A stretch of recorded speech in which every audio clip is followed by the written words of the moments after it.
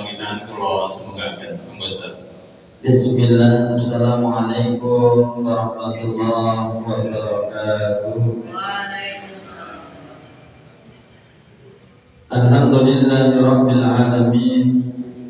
Asyhadu an la ilaha illallah wa asyhadu anna Muhammadan abduhu wa rasuluh. Allahumma shalli ala Muhammad wa ala ali Muhammad wa ashabihi ajma'in, amma ba'd. Ibu dan bapak yang insyaallah dirahmati oleh Allah Subhanahu wa ta'ala, kita lanjutkan materi yang sebelumnya. Kita membahas tentang pengurusan jenazah. Kemarin sesi pertama yaitu tata cara memandikan jenazah. Betul gitu? Sekarang masuk sesi yang kedua, bagaimana mengkafani jenazah. Dalam mengkafani jenazah ada dua tahapan yang harus diperhatikan. Tahapan yang pertama, menyiapkan kain kafan beserta ubi rampenya. Tahapan yang kedua baru praktek tata cara mengkafani. Ibu dan bapak yang insyaallah dirahmati oleh Allah, hendaklah perlengkapan untuk mengkafani mayit sudah disiapkan sebelum mayit ini dimandikan. Tujuannya, ketika selesai mayit ini dimandikan, kemudian digotong masuk ke dalam rumah, kain kafan ini sudah siap. Jadi mayitnya tinggal diletakkan di atasnya, kemudian mulai mengkafani. Jangan sampai mayitnya sudah selesai dimandikan, kain kafannya urung siap, ya kan? Jadi koro ini. Oleh sebab itu, ibu dan bapak, ada hal-hal yang harus dipersiapkan alat-alatnya.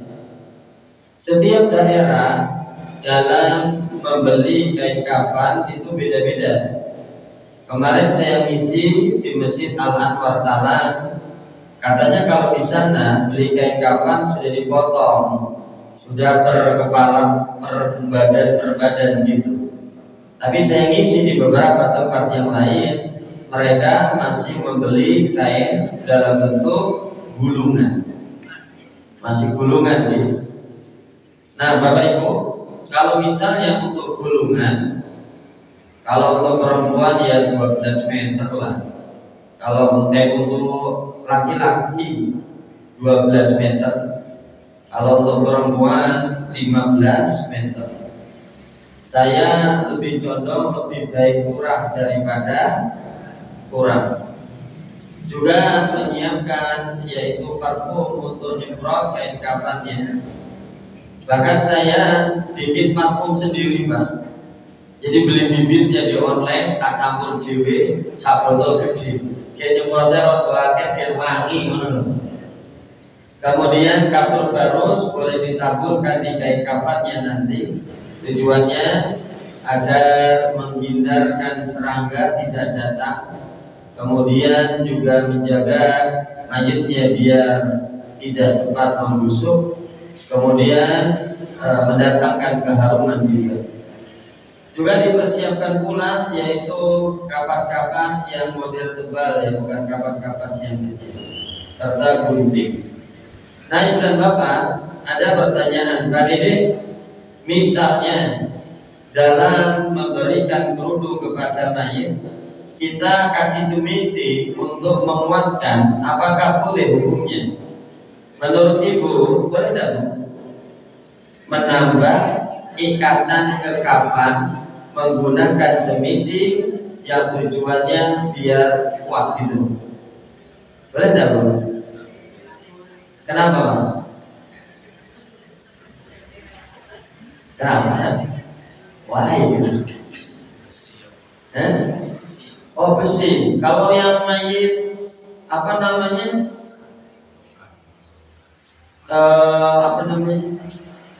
Banyak juga mayit-mayit yang meninggal dalam kondisi di luar kelazimannya, seperti berpenyakit sehingga dibungkus.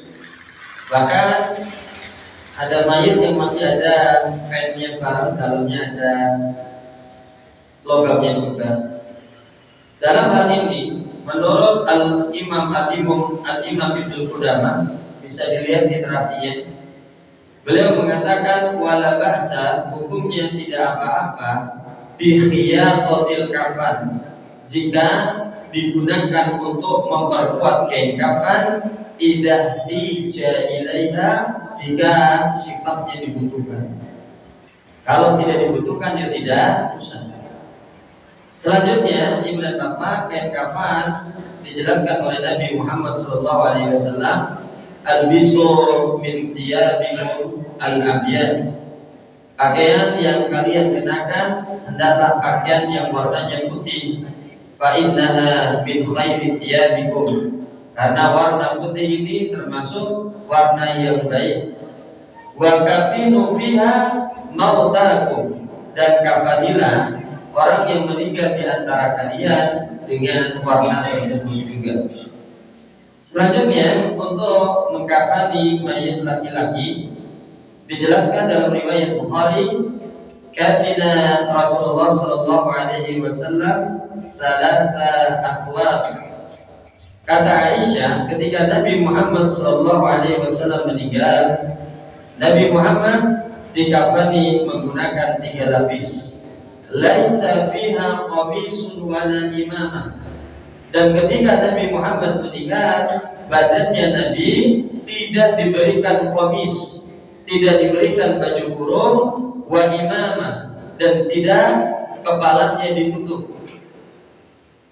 Nah ibu bapak, karena dulu awal kali saya belajar mengkafani jenazah, coachnya, tutornya adalah Pak Mudin daerah Kerten. Itu jenazahnya laki-laki, akan tetapi ketika mengkafani jenazah laki-laki, yuk dikasih qamis, baju kurung, dan imamah, kepalanya yuk ditutup. Padahal menurut Nabi, jenazah laki-laki laisa fiha qamisun wala imamah, tidak usah dikenakan qamis, baju kurung, dan imamah, kepalanya tidak usah ditutup. Nah ibu dan bapak yang insya Allah dirahmati oleh Allah Subhanahu wa Ta'ala, jadi jenazah laki-laki itu cuma simpel 12 meter itu sudah cukup. Selain 3 lapis, kemudian jenazah laki-laki diberi popok ya. Lebarnya, cara mengukur popok kita hitung lebar, yaitu pinggangnya si mayit. Kalau misal tidak ada meteran, ribet pakai meteran, pakai kilan jenengan saja. Pinggangnya mayit jenengan kilani 1, 2, 3. Berapa kilan? 3. Nanti ke bawah sampai betis. 1 dari pinggang dulu. 1, 2, 3. 3 kilan. Jadi ini 3, ini 3, atau tambah 1 lagi, bawahnya 4. Itu sudah pakem, nanti pas. Entah itu mayitnya cilik atau mayitnya gede, itu sudah pas. Itu cara bodon, cara gampangin ya, pakai kilan saja. Nah Bapak Ibu, materi ini sudah saya sampaikan di gedung IPHI Tulung, Klaten. Ada jamaah yang nanya, Pak Dede, misalnya mayit ini popoknya tidak menggunakan kain tetapi pampers, boleh tidak? Boleh ya. Fatwa fi hukmi istikhdamil hafadhati lil mayyit. Fatwa-fatwa tentang hukum menggunakan pampers untuk mayit. Yang pertama, saya mengambil fatwa dari Syekh Ibnu Al-Utsaimin. Beliau mengatakan yajuz, hukumnya boleh istikhdamul, menggunakan hafadhah lil mayyit, pampers untuk mayit. Bal qad yakunu mustahabban, malahan sangat disukai, au sunnah, menjadi anjuran. Idza kana hunnaka khaufun, jika panjenengan merasa khawatir atau takut, min khurujin najasah, jika mayit ini masih mengeluarkan najis, wa talwith al-kafan, yang bisa mengotori kain kafan. Disebabkan mayit ini ketika sebelum meninggal mengalami ujian sakit sehingga kadangkala masih mengeluarkan cairan. Wadzalika li'anna siyanahul kafan, karena menjaga kebersihan kain kafan anin najasa, dari kotoran, matlubatun syar'an, sangat dituntut oleh aturan agama Islam, lihurmatil mayit, untuk menghormati mayit. Kalau kain kafannya kotor, ada najisnya, ada airnya, atau kotoran yang lain, membuat orang-orang pemikirannya jadi suudzon, merendahkan jenazah ini dan mengurangi kehormatannya. Betul apa betul, Bu? Kuambune koyo ngene, kelakuannya koyo gila, ada di suudzon. Jadi menjaga kebersihan kain kafan matlubatun syar'an, sangat dituntut oleh syariat Islam. Selanjutnya fatwa dari Yaman dan Mesir juga sama. Innal maqsud min ghusli huwa an-nadhafah. Tujuan memandikan mayit adalah untuk membersihkan mayit. Fa'idha kharaja minal mayit saybun ba'dal ghusli, ketika mayit ini sudah dimandikan dan masih mengeluarkan najis, wajib sudul mahraji biqatnin, maka bagian lubang tersebut wajib disumpeli biqatnin, menggunakan kapas banyak-banyak. Masukin aja terus pakai kapas. Fa'in lam yantani, barang siapa kapas ini tidak mampu menyetop najis yang keluar, falhafadhah, maka lebih baik memakai pampers. Taqumu maqamahu wa hiya awwala fi hadhihi zaman, karena pampers merupakan alat yang paling kuat di zaman ini untuk menahan najis. Dan pampers ini bukankah isinya apa? Kapas juga. Likuwatin tabtiha lin najasa, dan pampers lebih kuat daripada kapas biasa. Masuk akal tidak? Jadi dalam kondisi kasus-kasus tertentu, misalnya jenazahnya menderita sakit perut atau diare sebelum wafat, diare akut, atau jenazahnya baru selesai dioperasi sehingga ada luka yang masih mengeluarkan cairan darah, atau kondisi medis tertentu yang menyebabkan otot-otot pembuangan seperti keran air, nek keran wis jol balune ngocor terus, maka lebih baik mayitnya di pampersi saja, lebih aman. Bisa diterima? Selanjutnya dalam mengikat kafan mayit, jumlah ikatan kafan oleh para ulama ahli fikih sudah dijelaskan, tidak ada pakem sunnah berapa jumlahnya.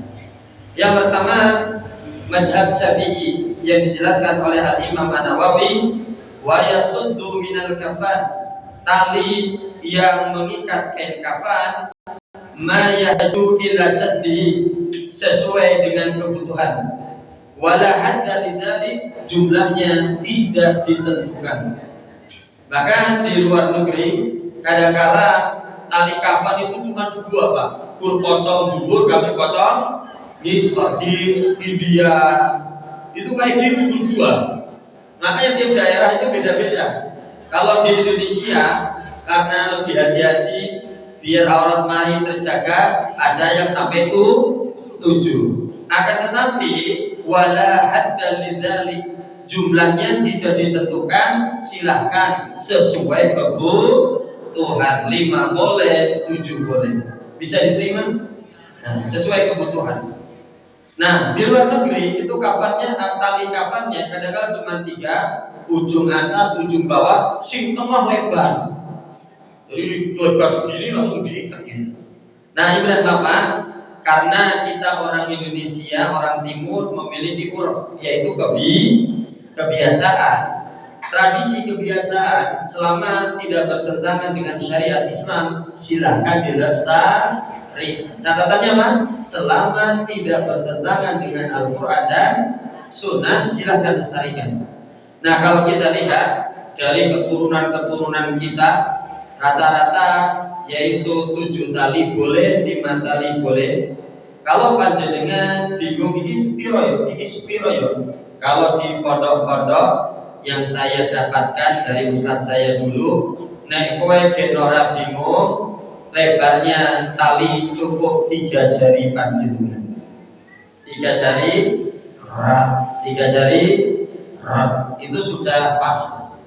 Selanjutnya untuk jenazah perempuan yaitu 5 lapis. Dijelaskan ketika Zainab meninggal, maka Nabi mendatangi jenazah Zainab dan Nabi berkata, "Akfinuha fi khamsin." Kafanilah jenazahnya anakku Zainab dengan 5 lapis. 5 lapis di sini, Ibu dan Bapak, saya detailkan. Ini yang saya dapatkan dari ustadz saya dulu ketika mengajari mengkafani jenazah. Yang disebut dengan 5 lapis, yang pertama Ibu dan Bapak, yaitu kain yang besar yang satu. Yang kedua kain besar yang kedua. Yang ketiga yaitu untuk kerudungnya. Yang keempat baju gamisnya. Dan yang kelima untuk sarungnya. Inilah yang disebut dengan 5 lapis. 1 kain besar, 2 kain besar, nomor 3 khimar kerudung, nomor 4 komis atau gamis baju kurung, yang kelima izar sarung, terakhir apa? Terakhir apa?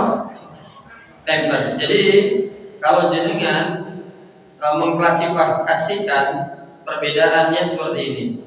Kalau jenazahnya laki-laki, pokok kain kafan 3 helai plus tali. Kalau wanita, pokok tambahannya yang di warna merah.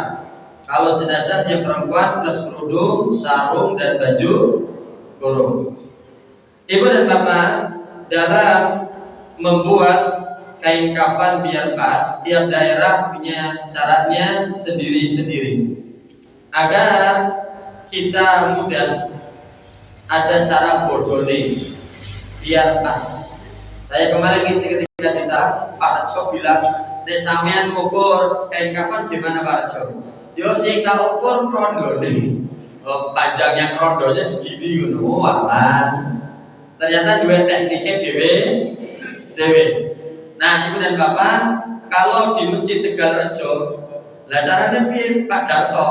Kalau di sini Pak Dede, yo tinggal dijerek, ning kono pujulke sing sore pujulke iki pujulane kok taline ya. Jadi Al Anwar Tegal, Al Anwar Talang, Nurul Hidayah Tegalrejo itu duwe carane dhewe. Tiap daerah punya caranya sendiri-sendiri. Kalau yang saya dapatkan di pondok, cara mengukur kain kafan biar pas, yang pertama kain kafan yang masih gulungan ini kita ukur dulu tinggi mayat, mulai dari kepala sampai kaki, kemudian ditambah dari pusar sampai betis. Paham nggak maksudnya? Diukur dulu dari kepala sampai kaki, ditarik lagi, tambah pusar sampai betis. Nah, pusar sampai betis ini untuk apa? Nah, itu pas nanti. Bisa diterima nih? Ada bayangan? Ada, oke. Selanjutnya, Ibu dan Bapak yang hadir, saya nanya di beberapa masjid. Nyong ngapunten, ini ada kasus di Masjid Nur Islam Brian. Nama ketua takmirnya Pak Agus. Ketika saya menyampaikan materi ini, Pak Agus sisa ngomong, Bapak Ibu sekalian warga Brian, aku sisa ngomong. Di sini yang sering mendapatkan amanah untuk mengafani mayat kan saya. Dan saya jujur dulu, karena sering sohibul bait mencari kain kafannya lebarnya yang 1 meter dan itu ngepres kurang. Makanya cari kainnya yang lebarnya 1,5 baik. Ya sekarang siap-siap beli dulu gak apa-apa. Jangan beli baju lebaran, beli baju masa depan. Disimpan ya. Carilah yang lebarnya 1,5 dan 3 lapisin. itu lebih enak. Yo nek mayate cilik sampe terapo nek mayate koyo aku koyo-koyo ngene. Oh repot nek Selanjutnya dalam membuat imamah atau kerudung, cara gampangnya adalah pakai ilan tangan kayak tadi, lebarnya 5 jengkal, panjangnya 5 jengkal. Ini pas nanti. Jadi gini 5 jengkal, samping 5 jengkal nanti pas, dilipat segitiga pas. Bisa diterima? Udah ada bayangan? Oke. Selanjutnya dalam membuat gamis atau baju. Kenapa? Lanjut. Nah, dan Bapak dalam membuat baju gamis atau baju kurung, mulai ngukurnya dari pundak mayit sampai betis. Pundak mayit sampai betis ya. Setelah diukur bagian tengahnya kita lubangi dari pundak sampai betis, lalu kita lubangi tengahnya. Kemudian untuk membuat izar atau sarung, mulai dari pinggang sampai ujung kaki mayit. Mulai dari apa? Pinggang sampai ujung kaki mayit. Oke, saya akan ini muji yang panjenengan dapatkan. Lebar tali berapa jari? Cara mengukur kain kafan gimana? Kepala sampai kaki ditambah pusar sampai betis masuk. Ukuran baju kurung mulai dari apa? Pundak sampai betis masuk. Kemudian kalau sarung gimana? 3 sampai kaki masuk. Kalau kerudung gimana? 5 jengkal. Oke coba Takim langsung respect ya. Jadi langsung hafal ya Bu ya. Nah ini kan beda ya Bu ya. Langsung ini gambaran nek dengan kodaro ditugasi harus dengan ilmu teori ini. Bismillah tawakal pokoknya. Bisa terima gitu? Kalau popok cara ngukurnya gimana? Lebar pinggang, bawahnya sampai betis. Bisa terima ya? Nah, yuk cara bodohnya gampang bis, enak ini. Nah Bapak Ibu, yang insya Allah dirahmati oleh Allah, kemudian kita tata Bapak Ibu. Cara natanya bagaimana Pak Dede, Ibu dan Bapak yang insya Allah dirahmati oleh Allah Subhanahu Wa Taala.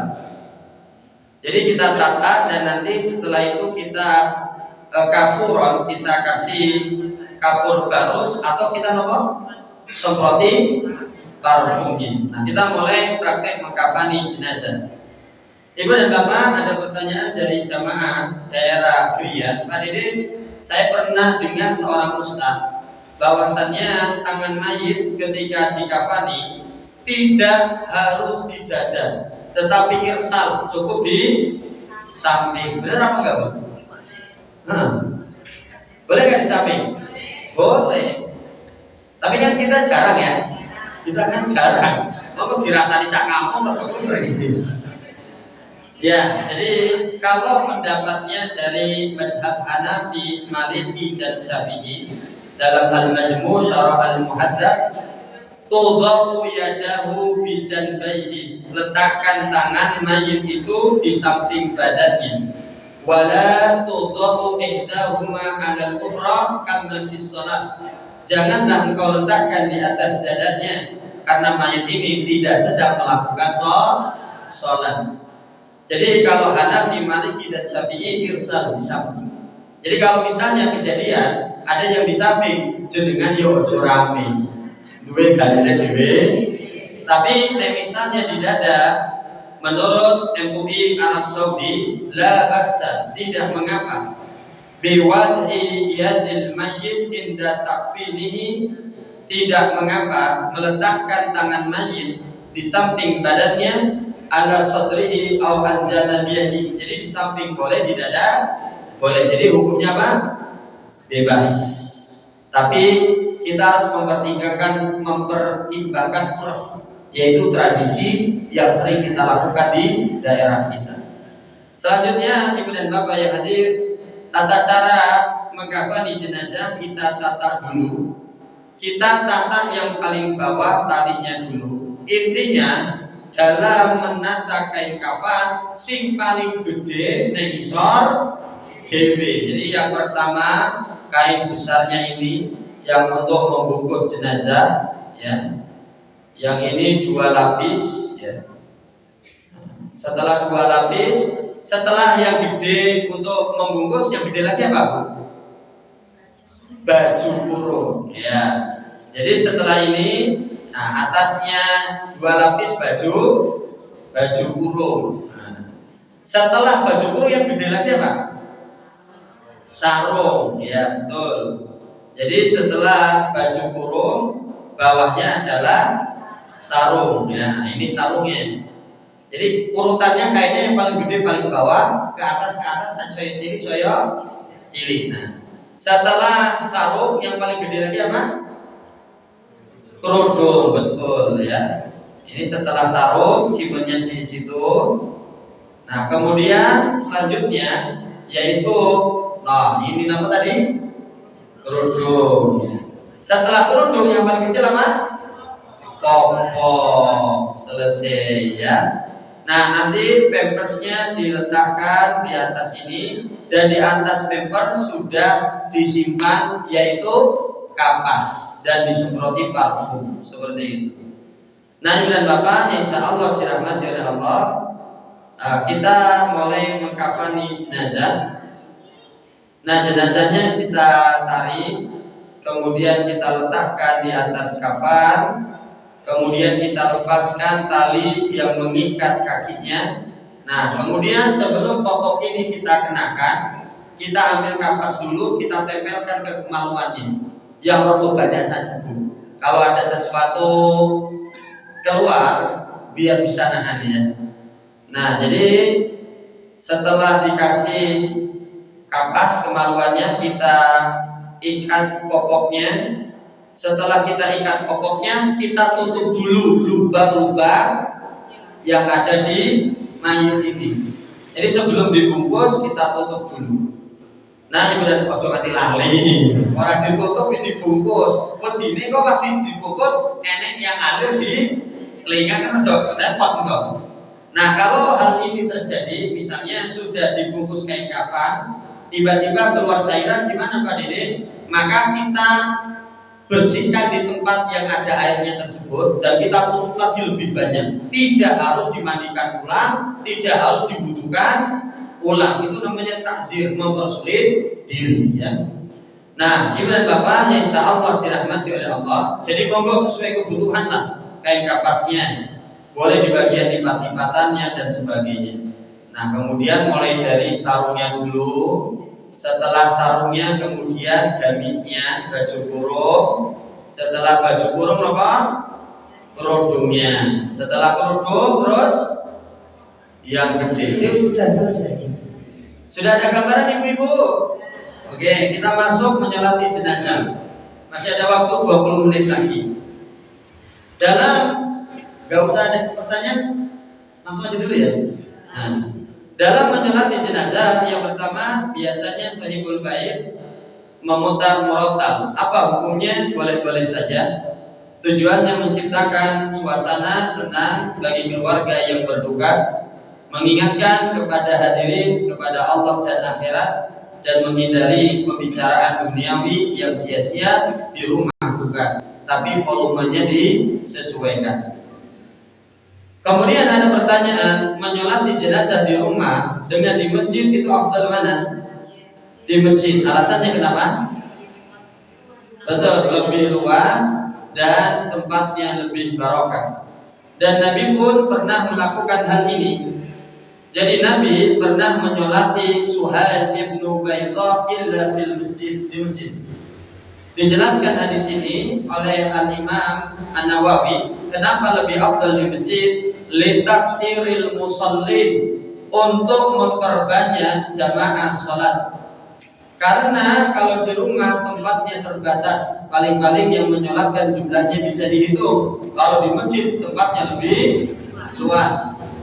Semakin banyak jamaah semakin bagus. Dalam riwayat Muslim, ma min rajulin muslimin yamut fayaqumu ala zanazah arba'una rajulan. tidaklah seorang muslim ini meninggal kemudian disolati oleh 40 orang atau lebih, la yusrikuna billahi syai'an, dan semuanya orang-orang ini mentauhidkan Allah, tidak berbuat kesyirikan, illa syafahumullahu fihi, maka Allah akan memberikan kemudahan kepada mayit ini di alam barzahnya. Ibu dan bapak, yang kedua, kenapa lebih afdal di masjid? Fil bika'il mubarakah. Masjid adalah tempat yang lebih bersih, lebih berkah, tempat untuk orang beribadah, pengajian, dan sebagainya. Masalahnya, orang ini ketika hidup orang tahu nah itu kan jadi konflik sosial kalau gitu. Makanya nek pengen disolatin di masjid, yuk makan masjid. Nah, ini penting ini buat saksi sosial ya. Sampai nek sesuk pengen disolati jamaahnya banyak nih masjid, makan. Gitu. Nah, ibu dan bapak, insya Allah dirahmati oleh Allah, hukum sholat jenazah adalah fardu kifayah, dan tujuan sholat jenazah mendoakan mayit. Lalu bagaimana hukumnya menyolati jenazah yang jenazah ini meninggal dalam keadaan berbuat maksiat, atau seperti orang yang meninggal gantung diri, atau orang yang meninggal ketika dem-deman di malam tahun baru, atau orang yang meninggal di tempat lokalisasi? Bagaimana hukumnya? Kalau menurut kitab Ahkam Janaiz yang ditulis oleh Syekh Albani, tetap walaupun orang ini meninggal di tempat maksiat, 4 hak mayit tetap kita tunaikan. Kita tetap mandikan, kafani, mensolatkan, dan kuburkan, kecuali bagi ustadz atau ajisku boleh tidak menyolati jenazah tersebut sebagai sanksi sosial pelajaran kepada yaitu masyarakat pada umumnya. Loh, Pak Ustadz era belum nyolati, makanya nek urip yo macam mau soleh belum nyolati. Tapi keluarganya, sahabatnya silakan menyolatkan. Yang lain tetap menyolatkan. Karena pada zamannya Nabi ada seorang laki-laki yang ia meninggal di masa Is, yaitu bunuh diri menggunakan pisau. Ketika Nabi datang, Nabi berkata, amma anna fala usolli alaihi, sedangkan saya tidak menyolati jenazah ini, silahkan kalian yang menyolatinya, biar orang-orang tidak menyepelekan syariat Islam. Selanjutnya, ibu dan bapak, insya Allah dirahmati oleh Allah, sholat jenazah tidak wajib berjamaah, sendirian juga tidak masalah. Tapi kalau berjamaah itu lebih baik dan disunahkan, yaitu sofnya ganjil. Kata Nabi, ma min muslimin, tidaklah seorang muslim yusalla alaihi thalatha sufufin, disolati dengan 3 sof illa aujaba, itu lebih baik. Jika menyolati jenazah jumlahnya cuma 2 orang, makmumnya hendaklah di belakang imam, tidak boleh di samping imam. Tujuannya, ma min rajulin muslimin yusalla alaihi thalatha sufufin, kata Nabi, solatilah jenazah dengan sof yang ganjil. Tujuannya kenapa? Orang yang satu ini makmumnya posisi di belakang imam, biar dianggap satu sof satu. Kemudian ketika jenazah jumlahnya banyak, ibu dan bapak, urutannya ketika menyolati barang seperti ini. Jadi jenazahnya laki-laki, posisinya paling dekat dengan imam, dan imam posisinya yaitu di bagian kepalanya laki-laki. Karena Nabi berkata, dijelaskan, sholat Nabi sallallahu alaihi wasallam ala rajulin, ketika Nabi menyolati jenazah laki-laki, faqama inda rasihi, Nabi berdirinya di bagian kepalanya. Sedangkan jenazah perempuan dijelaskan, ada imra'atin mata fi nifasiha, ketika Nabi menyolati jenazah perempuan yang meninggal gara-gara nifas, darahnya tidak mau berhenti, faqama wasatoha, Nabi mengimaminya, posisinya di tengah-tengah. Maka ibu dan bapak, kalau jenazahnya banyak, urutannya seperti ini. Laki-laki dewasa paling dekat dengan imam, kemudian anak laki-laki, wanita dewasa posisinya dinaikkan biar imamnya pas di bagian tengahnya. Begitu juga jenazah anak perempuan. Lalu ada pertanyaan dari jamaah Masjid Al-Ikhlas di Perumahan Gombang belakang Tikontek. Pak Dede, kalau jenazahnya janin yang keguguran itu hukumnya bagaimana? Karena saya mendengar pengajian janin yang keguguran itu tidak usah disolatkan, cukup dimandikan, dibungkus langsung dikuburkan. Itu gimana Pak Dede? Saya masih bingung. Memang untuk janin yang keguguran dan kegugurannya masih berada di dalam perut, ada dua pendapat. Pendapat yang pertama yaitu pendapat yang disampaikan Imam Hanafi dan Imam Maliki. Beliau mengatakan tidak usah disolati kalau janin yang keguguran. Kenapa? Karena keluar dari badan sudah mati, maka dihukumi seperti benda mati atau jasad manusia yang terpotong.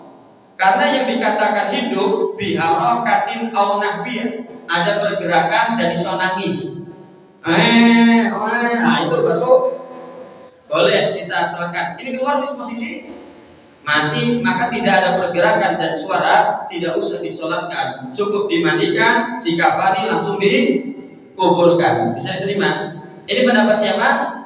Hanafi dan Maliki. Tapi kalau pendapatnya Syafi'i, tetap kata Imam Syafi'i dalam penjelasan Al-Majmu' oleh Al-Imam An-Nawawi, wa in saqata ba'da arba'atin ashhurin, barang siapa janin ini meninggal keguguran dan usianya sudah di atas 4 bulan, ghusila, maka mandikan, wa suliya, salatkan, li'anna ba'da nakhir ruhi fihi, karena janin ini sudah memiliki roh. Jadi ada dua pendapat.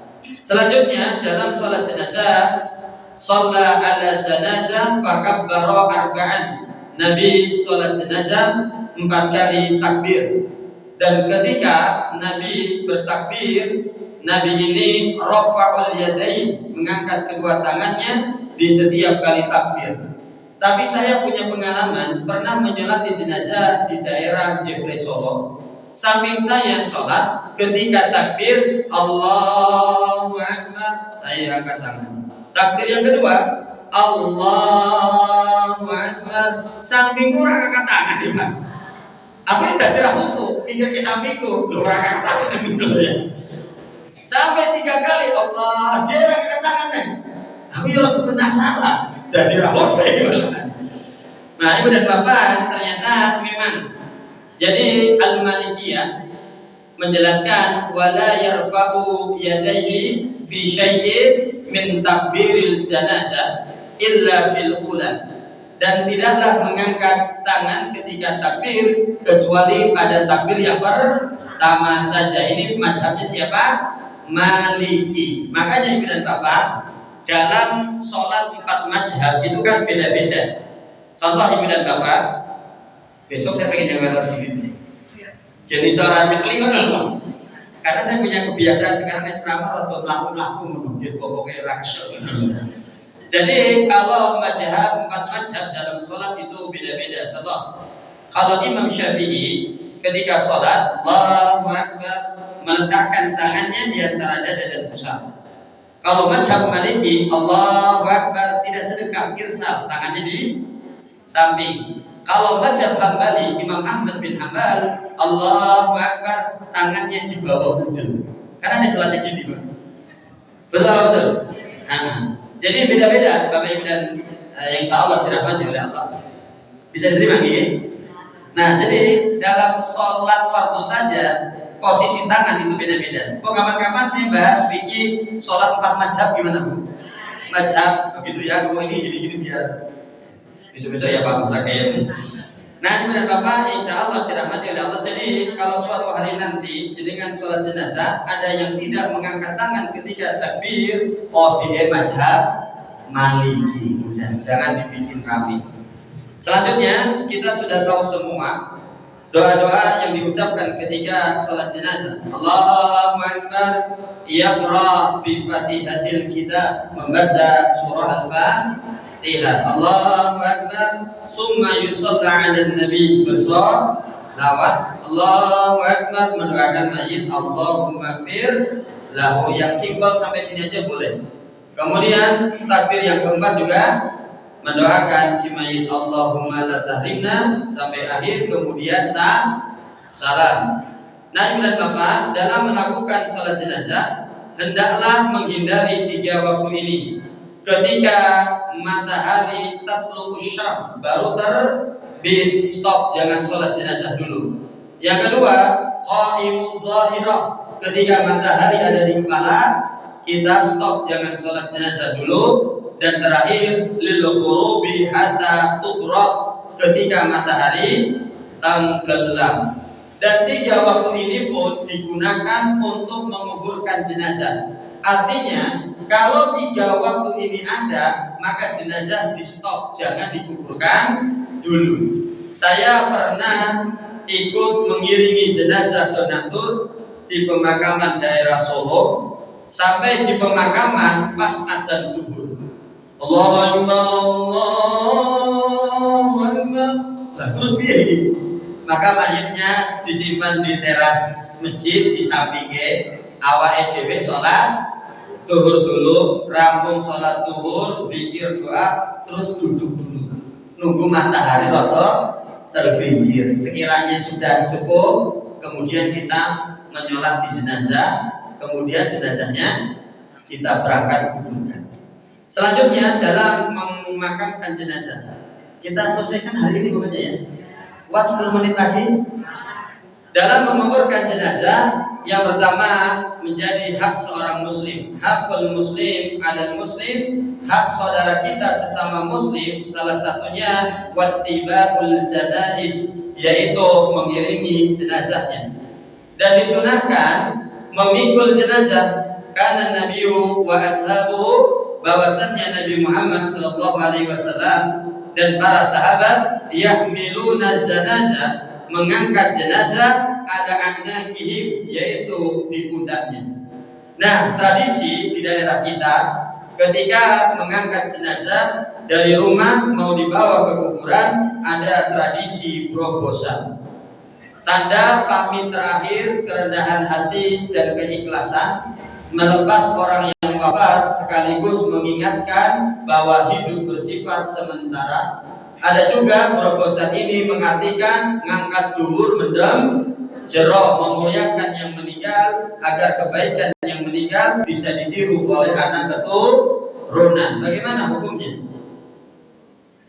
Kalau menurut dalil asri'u bil janazah, dalam mengurusi jenazah percepat.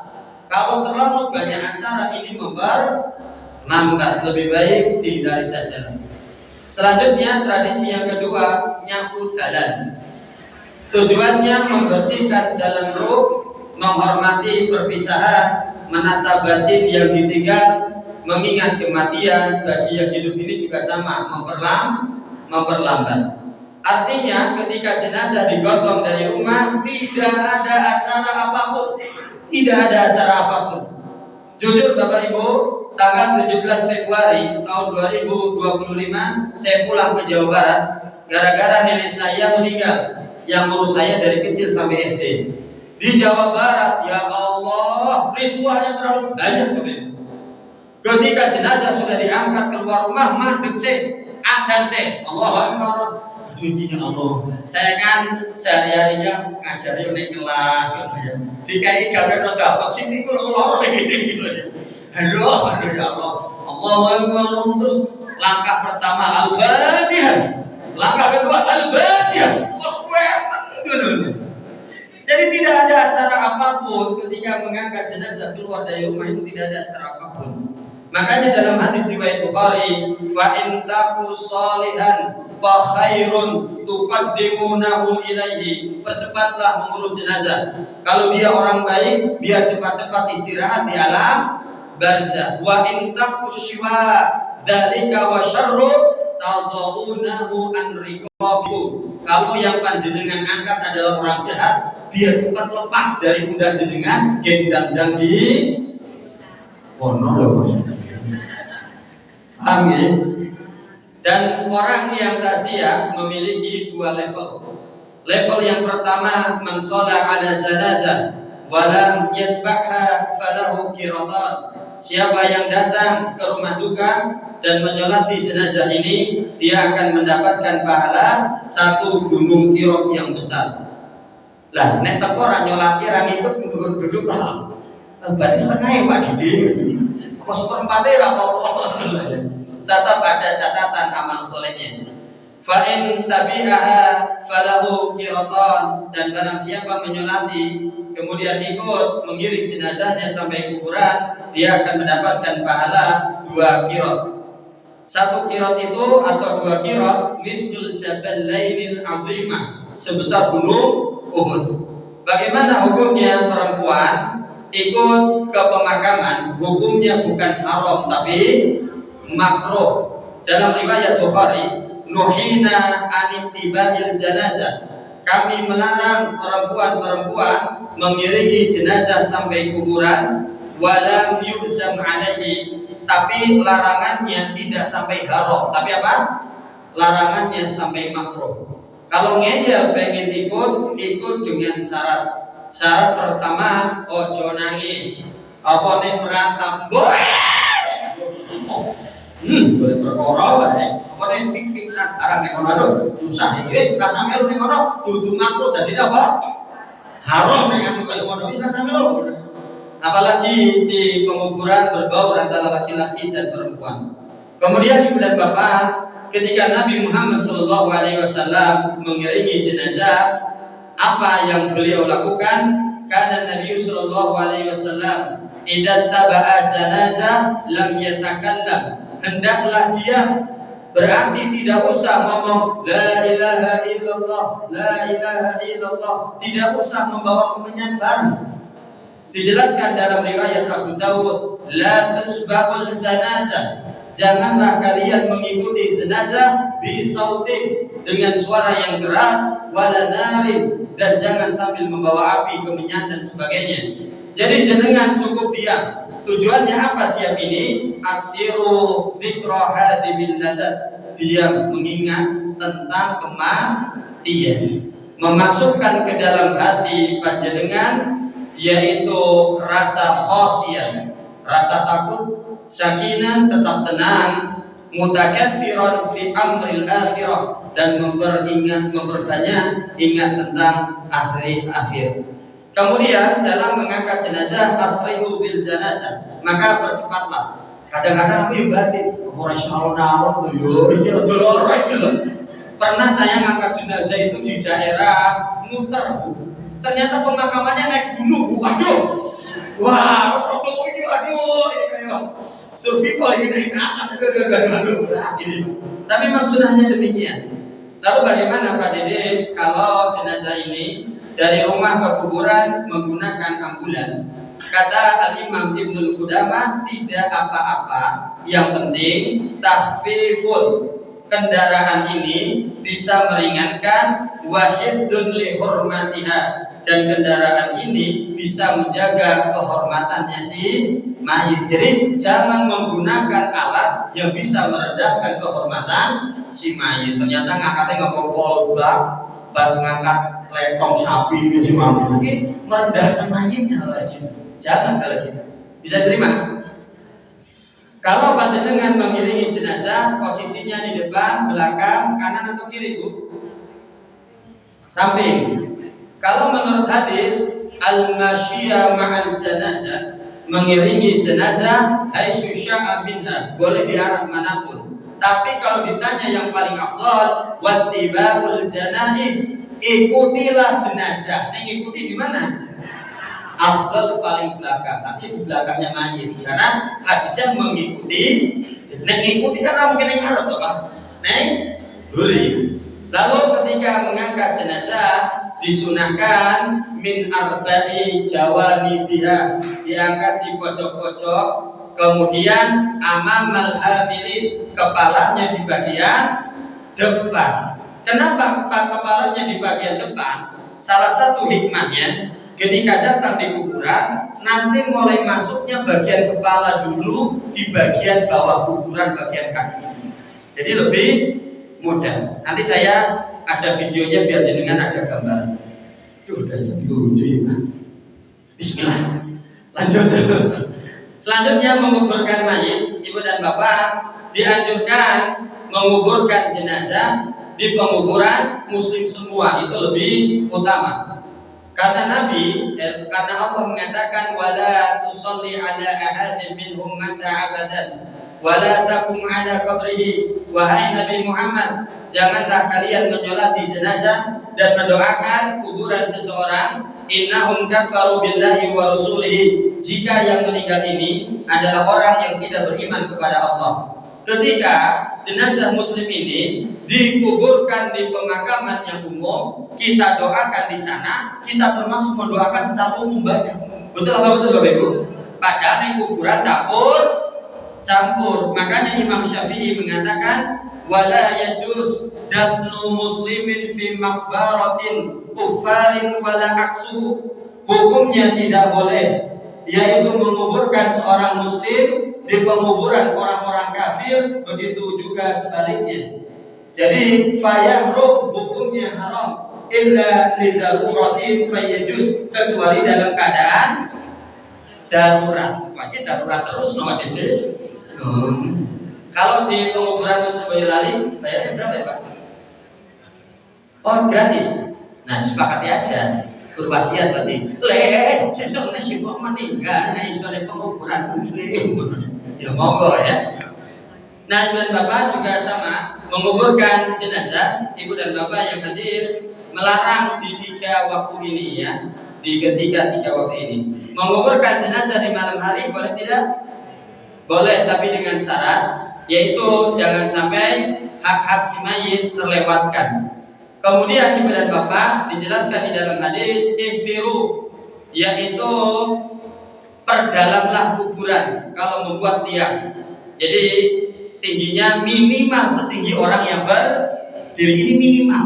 Ditambah tangan itu ya monggo, tapi minimal setinggi orang yang berdiri. Wa ausiu, dan perluaslah, luasnya minimal 2 orang bisa masuk, karena orang yang menurunkan sampingnya si mayitnya. Wa ahsinu, dan perbaguslah.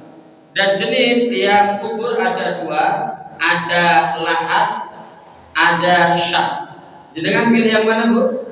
Ini rumah masa depan loh, bukan yang lantai 2, bukan yang kamarnya 3, yang kamar mandinya di dalam, luasnya sekian, bukan. Ini rumah masa depan yang sebenarnya.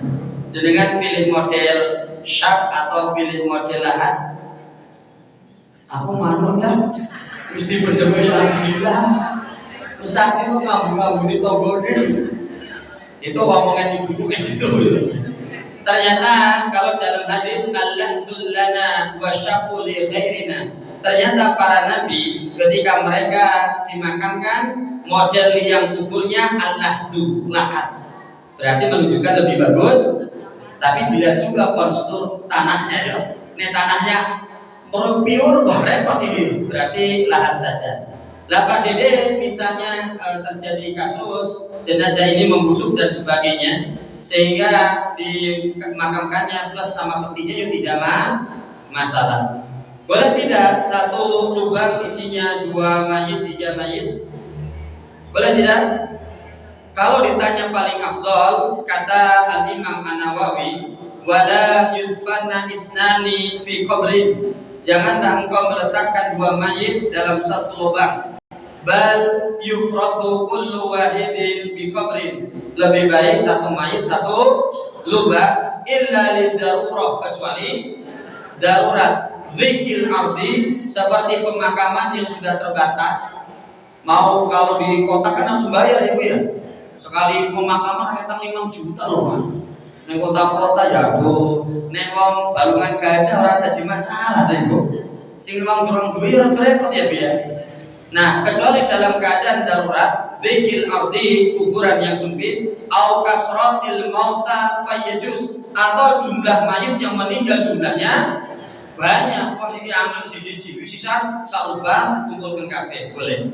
Dan hendaklah disunahkan ketika memasuki area kuburan al-kisibtiyataika, hendaklah copot sendal. Tapi dilihat dulu kondisi pemakamannya. saya ngikutin jenazah di daerah Kalioso musim hujan. Ternyata makamnya pinggir kali, Pak. Di samping kanan kirinya wipring, Pak. Wah, ini tak copot, tak beler sikil gue. Karena ada satu kaidah dalam usul fikih, darul mafasid muqaddamun ala jalbil masalih. Menghindari keburukan itu lebih utama daripada mengambil maslahat, daripada kebeler urusannya tadi Jawa, ya tetap aku nganggo sendal wae. Kecuali nek kuburan yo sih, diopeni lah monggo ya. Kemudian ucapkan salam.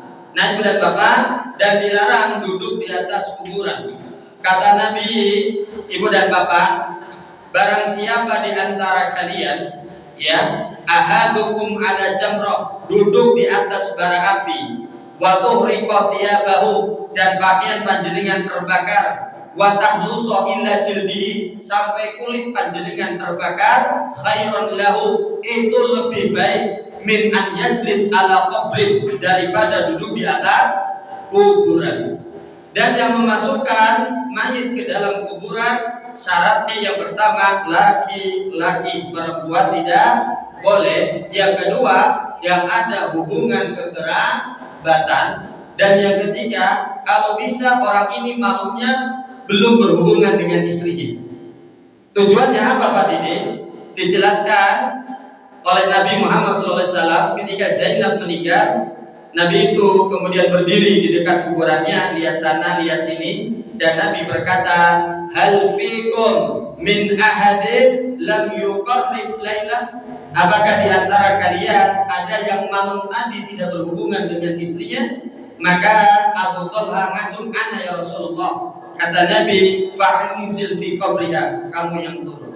Kenapa, Ibu dan Bapak? Kalau orang yang malamnya tidak mendatangi istrinya, biasanya masih dalam keadaan bersih, lebih siap secara spiritual, hatinya lebih tenang, siap secara fisik dan spiritual, lebih fokus berkhidmat dalam mengurus jenazah. Tapi hukumnya bukan kewajiban, hanya anjuran. Misalnya tadi malam ada bapak-bapak yang mendatangi istrinya, boleh juga memasukkan jenazah. Innal mu'min la yanjusu, karena mukmin itu tidak pernah bernajis. Bisa diterima? Pertanyaan aja, satu aja, dua maksimal, bapak satu, ibu satu. Monggo. Sebelum saya OTW ke Solo, sudah jam 7:05. Monggo ada ketemu para bapak ibu yang ada dengan terakhir pertanyaan. Mari Pak Dede oke, tadi tinggal untuk acara monggo. Nggih, bapak-bapak satu, ibu-ibu satu. Monggo. Kalau bapak-bapak dirasa tidak ada, diambil ibu-ibu semua dua-duanya. Silakan, Bu. Nggih, monggo langsung Bapak. Tadi gambar waktu pengkafanan, jenazah perempuan yang mengkafani laki-laki, bolehkah itu? Oh iya. Nomor 2. Nomor 2. Berarti satu aja ya. Yang pertama, ini simulasi di pondok. Karena Ibu dan Bapak, jadi ini ustadznya laki-laki, ini sebenarnya ada suaranya juga. Dan kemudian untuk cari amannya, yang jadikan contoh mayitnya juga laki demi keamanan. Ini hanya simulasi saja.